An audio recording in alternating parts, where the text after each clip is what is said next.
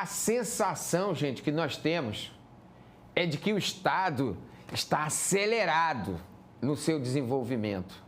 Por onde a gente anda, tem um projeto novo subindo, novas frentes urbanas. Na região metropolitana, a gente não tem dúvida disso. A região metropolitana de Maceió compreende 13 municípios. Nós temos bons empreendimentos, temos outros terríveis na área de saneamento, coleta de lixo, esgoto. Você que mora nessas regiões, e não precisa muito ir longe da cidade, não. Às vezes, no meio da cidade, o problema é evidente. Como essas cidades estão crescendo? Eu estou vendo aí, a gente está vendo um boom do turismo. Alagoas está na moda já há algum tempo, mas ela tem que estar na moda e se preservar para o futuro. Nós vamos entrevistar hoje a doutora em assuntos urbanos, ela fez um doutorado nessa área, Regina Dulce Lins, uma pessoa que eu conheço, uma profissional que eu conheço já há alguns anos, de opinião, firmeza, uma mulher de verdade. Ela é a coordenadora do Plano de Desenvolvimento Urbano Integrado da região metropolitana. Um nome enorme, enorme, mas é do tamanho da pessoa. Primeiro eu quero dizer para você, que eu conheço há alguns dias, e vou falar uma coisa de coração, a gente está no meio de uma parafernália eletrônica, mas é uma honra poder entrevistar você, eu já disse isso no bastidor. É uma felicidade entrevistar uma pessoa que me conhece, sabe quem eu sou, e você também eu conheço e sei quem você é, e fazemos parte de uma história, de uma vida, de uma geração. E que bom para Alagoas que você esteja envolvida com esse desenvolvimento urbano. Primeiro, eu quero dizer muito obrigado e grato por você atender o meu convite, que a gente fez esse convite se passando um pelo outro, num dos lugares mais bonitos do litoral norte, que é o nosso Agaçatorta, o nosso Riacho Doce. Primeiro, o que é esse plano de desenvolvimento urbano integrado da região metropolitana de Maceió? O que ele quer é mudar essa aparência que nos remete a uma imagem de desordenamento urbano? Primeiro, eu queria agradecer ao Arnaldo, ao querido Arnaldo, pela possibilidade de trazer a público este esforço do governo do estado de Alagoas, que merece ser discutido. Mas antes de entrar e responder especificamente, dizer que estar aqui com o Arnaldo é também me reconhecer como alagoana. Arnaldo, eu sou pernambucana, estou aqui há 44 anos fazendo isso e morei durante muito tempo em Agaçatorta, onde eu me reconheci como alagoana, onde eu tive 2 filhas que hoje são alagoanas. Então, receber esse convite por você, Arnaldo, é me reconhecer de novo nesse território que agora é meu, que é nosso, que é de todos nós. O Plano de Desenvolvimento Urbano Integrado da região metropolitana de Maceió, que tem esse nome enorme, mas que a gente pode chamar pelo apelido de PDUI, fica mais fácil. Eu acho. É um esforço de competência do governo do estado de Alagoas a partir do Estatuto da Metrópole. O Estatuto da Metrópole é a lei federal que foi aprovada em 2015 e que instrui e que dá, digamos assim, uma ordem de comando, entre aspas, para que todos os estados que tenham regiões metropolitanas encaminhem o seu processo de planejamento e gestão. Quer dizer que o plano foi pensado e aprovado em 2015. O governo Bolsonaro, eu acho que ele não quis saber dessa coisa, né? Então, só esclarecendo, 2015 é a lei federal, mas em 2019 o governo do estado de Alagoas aprova a lei complementar que institui o Sistema de Planejamento e Gestão da Região Metropolitana de Maceió. Um dos instrumentos é o Plano de Desenvolvimento Urbano Integrado, que deveria ter começado em 2020, quando veio a pandemia. Então, tudo ficou paralisado, até que em 2021, o governo do estado, por meio de 2 de suas instituições, FAPEAL e Secretaria de Planejamento, a FAPEAL, que é a Fundação de Apoio à Pesquisa no estado de Alagoas e a Secretaria de Planejamento, avaliando os currículos potenciais de profissionais, me convidaram e me perguntaram se eu aceitaria esse desafio de coordenar o plano. E você, evidentemente, aceitou? Aceitei. Aceitei porque eu gosto de trabalhar com a complexidade. Regina, então, vamos conversando a partir daí. Vamos levar essa conversa de uma forma mais tranquila, como dois amigos que somos. Perfeito. E eu, profundamente, um admirador seu. Olha, o governo Paulo Dantas, do MDB, ele está fazendo uma coisa interessantíssima. Na Costa dos Corais, como vários municípios estavam crescendo de forma desordenada. Então, ele está oferecendo lá para essas regiões, para esses municípios, que é uma galinha dos ovos de ouro para o nosso turismo, planos diretores, para que não aconteça algumas bagunças que nós conhecemos em algumas cidades. E de Alagoas. Né? Esse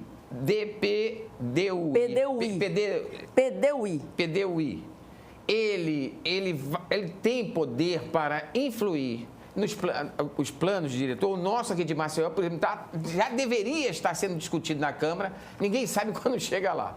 Ele tem esse poder para controlar esses espigões, não transformar a orla de Maceió no que vem acontecendo em outros estados? Não necessariamente, porque eu acho que tem que esclarecer uma questão para todo mundo. O plano diretor é uma coisa e esse plano é outra. O plano diretor, ele é municipal, ele é uma responsabilidade dos municípios. O Brasil tem um sistema de desenho federativo que deu aos 3 entes, governo federal, governo estadual e governo municipal, poderes constitucionais e autonomia. Perfeito. Deu aos municípios o poder exclusivo de desenhar o plano de uso e ocupação do solo, que é o plano diretor. Então, só quem pode legislar sobre o uso e ocupação do solo é a prefeitura. É a prefeitura, a Câmara de Vereadores e os atores relacionados ao município. Só um minutinho. Nós estamos falando isso que ela estava dizendo, mas não é só para a Prefeitura de Maceió, é para os 102 municípios. Para os 102. Agora, a lei também diz que os municípios metropolitanos, então, no Brasil, não são todos os municípios que são obrigados a terem plano diretores. Mas os municípios metropolitanos, sim, eles são obrigados. Primeira questão. Segunda questão, o governo do estado é o ente federativo acima do município. É verdade. E o ente metropolitano, que é este que faz a gestão integrada, ele ainda não existe. Nós estamos no processo de construção. Qual é o papel dele? É articular os municípios, apoiá-los nesses esforços de fazer planos diretores para organizar e ordenar o uso e ocupação do solo.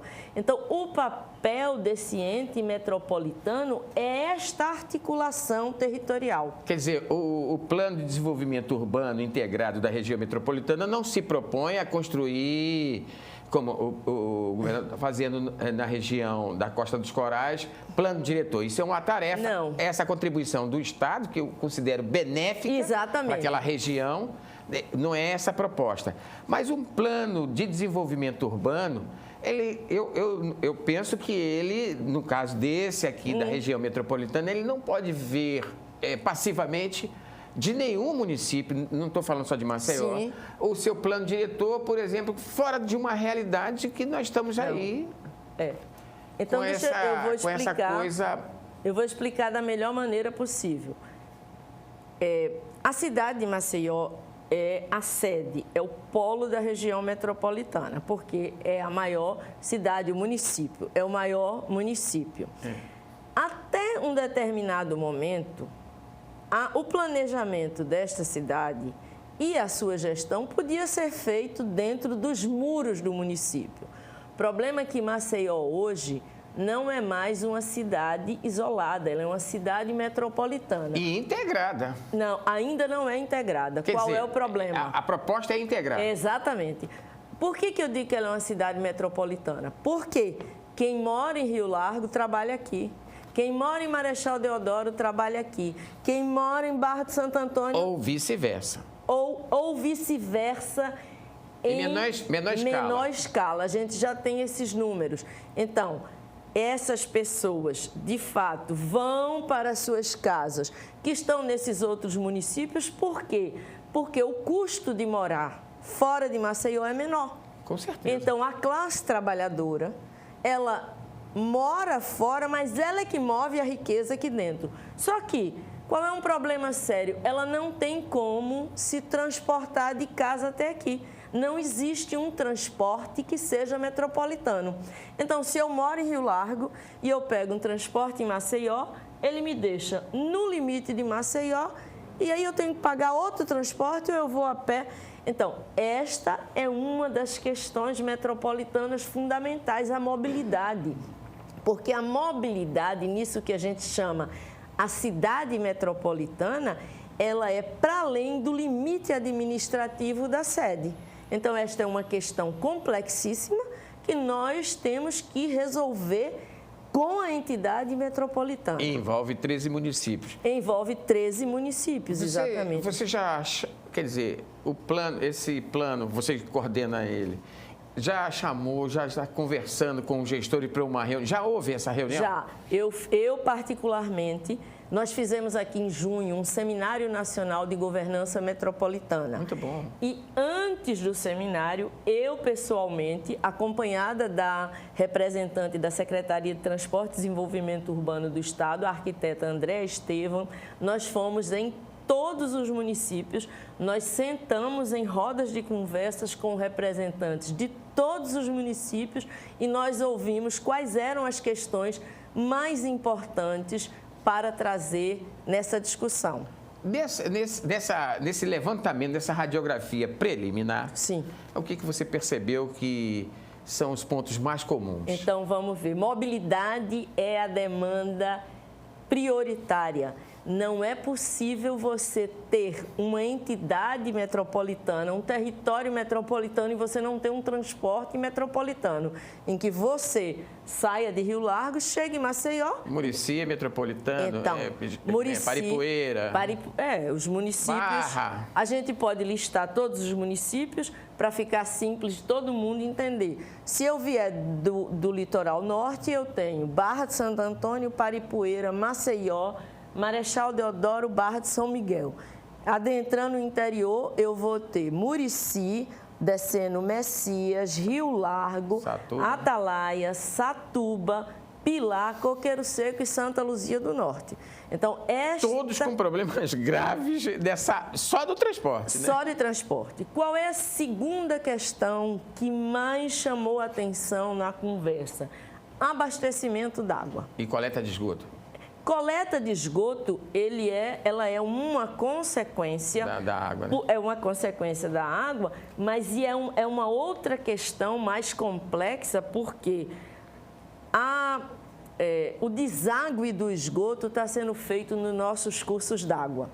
Nós temos uma região metropolitana cuja identidade prioritária, e isto também foi revelado em roda de conversa com 200 pessoas no seminário. Eu fiz uma provocação, qual é a identidade? É a água. Então, para o bem e para o mal, se eu posso usar esses dois conceitos, a água, ao mesmo tempo em que hoje é motor para o crescimento econômico, porque você mesmo disse do boom do turismo. Por que as pessoas vêm para cá fazer turismo? Porque tem os cursos d'águas e as paisagens maravilhosas que a gente tem. Que a gente não sabe até quando, se não tiver esse plano integrado. Mas qual é a questão para o outro lado? Nós temos uma poluição sistemática desses cursos d'água. Professores da UFAL, por exemplo, professor Emerson, que trabalha com análise de água, ele garante que a maioria dos cursos d'água que hoje servem ao turismo estão contaminados por dejetos domésticos, por mercúrio e por outros dejetos que são de agrotóxicos. Então, a gente tem uma região metropolitana cuja identidade se faz por causa da água, cujo principal motor de crescimento econômico é a água, mas, ao mesmo tempo, a gente não tem um sistema que preserve conservando este ambiente. Um detalhe, esse caos, que a gente pode mais ou menos chegar aí, ele compromete esse viés econômico do turismo, que é uma coisa gravíssima para a nossa economia. Eu lhe pergunto, o plano vai levar... Quer dizer, vocês fizeram uma reunião, vocês vão buscar um consenso. Sim. Chega a ser um consenso, já temos um plano integrado para a gente ter... uma questão de desenvolvimento planejado, vai ter recurso para investir nesse... Estou falando de 3 setores que são fundamentais para consolidar uma economia. Depois, quer dizer, vocês já fizeram uma radiografia, fez um seminário, qual o próximo passo? É isso. A radiografia ela está em processo. Nós fizemos uma primeira fase que a gente chama de leitura territorial. Por que a gente chamou assim? Como a região metropolitana, ela existe na lei, então se você pega a lei complementar de 2019, que foi modificada o ano passado, ela descreve toda a região metropolitana, como é que vai funcionar o sistema gestor, a Assembleia Metropolitana, etc, etc. Mas a região metropolitana, ela não existe como um fato de planejamento. O que eu estou dizendo? Não há números consolidados sobre ela, não há mapas sobre ela, não há conhecimento acumulado. Tem que fazer isso. Então, nós terminamos essa primeira leitura. Hoje a gente tem uma leitura setorial da habitação, do saneamento, da mobilidade, do desenvolvimento socioeconômico, dos alimentos e alimentação, da cartografia e produção de dados. Coleta de lixo também? Hein? Coleta de lixo está em Coleta de lixo está em saneamento, porque saneamento hoje é tratado pela lei federal como um pacote que envolve abastecimento d'água, esgoto. Coleta e tratamento de esgoto, coleta e disposição de lixo e drenagem. A drenagem é o primo pobre do saneamento, mas com um impacto profundo, por exemplo, na região metropolitana. A gente viu o que aconteceu nas últimas cheias. Estamos falando de água de novo. A identidade da região metropolitana é a água. Quando eu falei para o bem e para o mal, a gente viu todos os municípios da região metropolitana, exceto Messias, porque não tem nenhum curso d'água maior cortando Messias. E fica numa parte alta? Fica numa parte alta. Tiveram declarados estado de emergência, porque a água que entra no nosso território, vinda de Pernambuco, entra pelo Rio Mundaú e entra pelo Rio Paraíba do Sul, mas não tem solução de drenagem. A Assembleia Legislativa fez, em torno de 20 dias atrás, uma audiência pública, onde discutiu-se essa questão. E há uma proposta de um dos mais importantes técnicos daqui no tema, de construção de barragens. Mas o que eu estou dizendo é que, sim, construção de barragens é uma alternativa, mas tem outras pessoas que dizem, não, construção de barragens não é uma boa alternativa. Eu conheço já setores ambientalistas que estão preocupados com isso. Mas a questão é, eu não posso tomar uma posição apaixonada, eu não posso nem ser contra nem a favor da barragem. Tem que ser consensual. Eu tenho que entender qual é o papel de uma solução que me permita diminuir o impacto dessas inundações nos seus territórios, entendeu? Então, essa é uma discussão que eu chamo de um diálogo, que eu estou chamando de diálogo de interesse metropolitano e que na programação do plano, respondendo a você, a gente saiu da leitura, agora a gente vai propor alguns diálogos de interesse metropolitano para abrir essa discussão para a sociedade, ver quais as possibilidades de ação e aí fechar o que a gente chama um diagnóstico estratégico. Aí para começar a trabalhar. Não, para começar a trabalhar não, no meio do trabalho. A gente já está trabalhando há um tempo. Sim. O diagnóstico estratégico vai levar ao próximo instrumento, que é um macrozoneamento.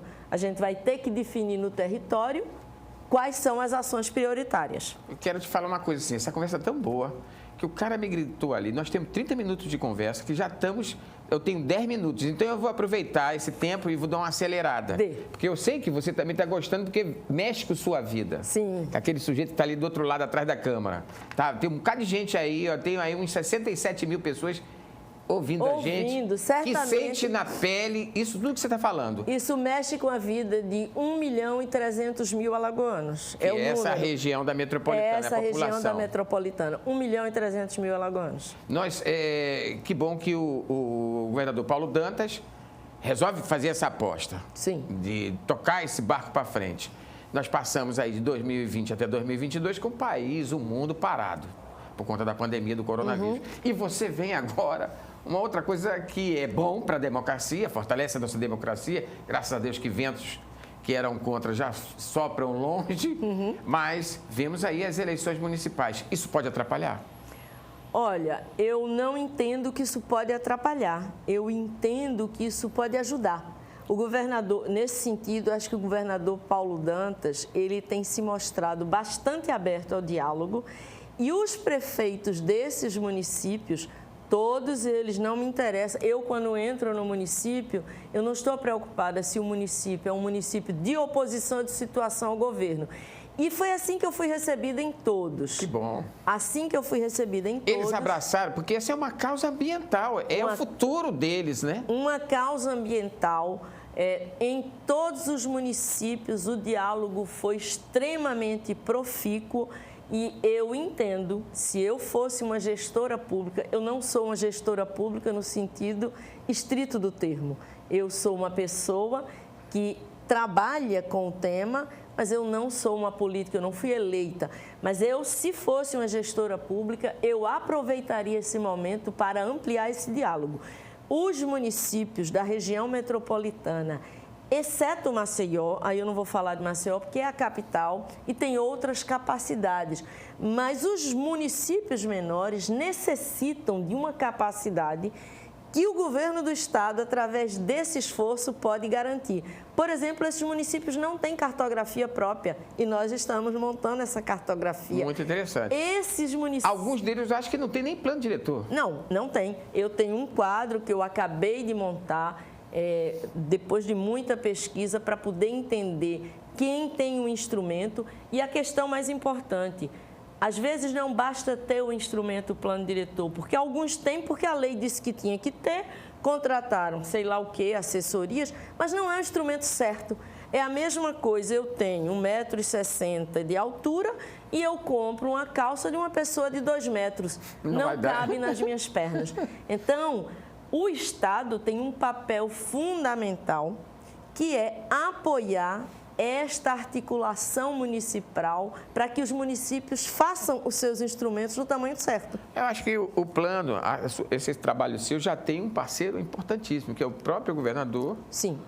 Paulo Dantas, que é do MDB, e reconhece que não dá mais para um estado como Alagoas, que 3 milhões de habitantes, você há de convir que é um bairro de São Paulo, é um bairro, é um bairro pequeno. Sim. 3 milhões de habitantes. Sim. Nós temos em 102 municípios. Então, ele perceber que não dá mais para crescer de forma desordenada, eu acho que isso já é um avanço aqui na gestão pública estadual. Sim. Importantíssimo. Sim.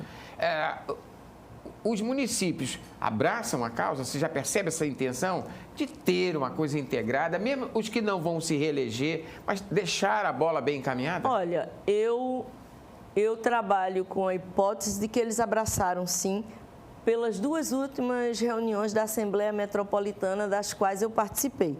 Foram assembleias. A Assembleia Metropolitana, ela é composta por todos os municípios.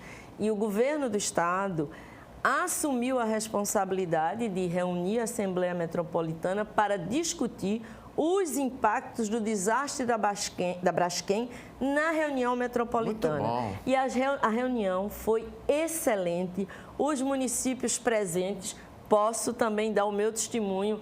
Porque há um impacto em todos. Enorme. Né? Nós estamos calculando agora qual o tamanho desse impacto na região metropolitana. Não é um evento fácil, porque é o único no mundo. A gente tem vários eventos de desastres com mineração, mas com a quantidade de pessoas e o tamanho desse território, isso é novo.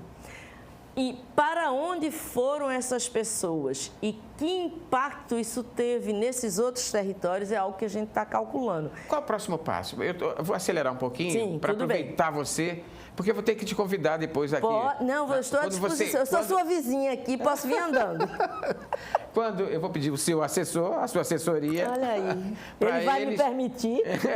Para quando você tiver um evento importante, para a gente voltar a conversar. Vamos Mas voltar. qual o próximo passo agora? O próximo passo é isso. Nós estamos agora começando isso que a gente chama fase 2, é a consolidação do diagnóstico estratégico. Não adianta eu terminar com um diagnóstico de 3.000 páginas e 350 mil ações. Não. Agora nós vamos conduzir isso que eu estou chamando de diálogo de interesses metropolitanos para fechar esse diagnóstico estratégico. O que ele vai me responder? Quais são as grandes carências, mas também quais são as grandes potenciais desse território. Boa. Esse diagnóstico Porque estratégico... tem coisas positivas, só falando do negativo. Claro que tem muitas positivas. Esse diagnóstico não é um diagnóstico de Regina ou da equipe, é um diagnóstico consensuado. Nós não chegamos a consenso a priori. O consenso é a posteriori, Regina, encarando conflitos. Mas é isso. Regina é uma doutora de assuntos urbanos, ela tem doutorado.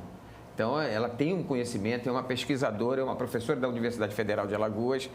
Quem está com você nessa, assim, com esse nível técnico de ver Alagoas maior do que a política eleitoral partidária? Bom, nós temos uma equipe de supervisores técnicos científicos que estão na Universidade Federal do ABC.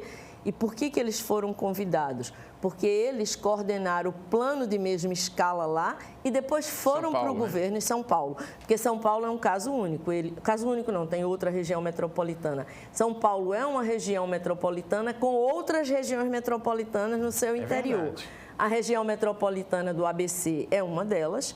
Então, o professor Jeroen Klink, que ele é holandês, mas é da Federal do ABC, a pesquisadora Dani Abrato e a outra pesquisadora Guadalupe, que vai escrever o projeto de lei, é a especialista na legislação. Os três são nossos supervisores técnicos científicos, porque além do conhecimento acadêmico, eles têm um conhecimento de gestão, porque foram eles que implementaram o plano. E nós temos uma equipe de pesquisadores locais que conhecem profundamente o território.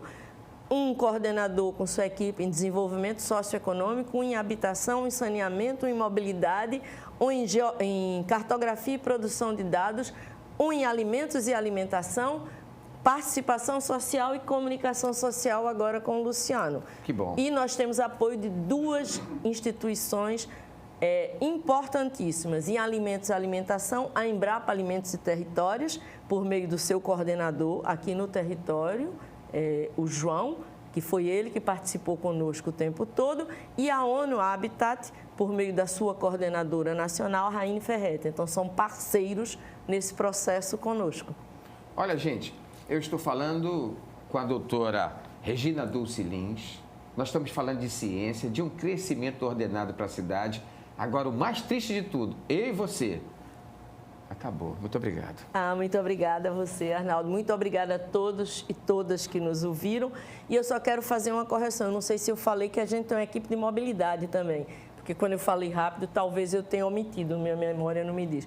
Mas temos equipes e eu gostaria muito de voltar para que a gente pudesse ampliar essa conversa, que é só inicial. Este é o momento inicial em que estamos trazendo ao público e a todos aqueles com interesse na região metropolitana a possibilidade de dialogar. Eu garanto, ela vai voltar. Muito obrigado, né, gente? Muito obrigado.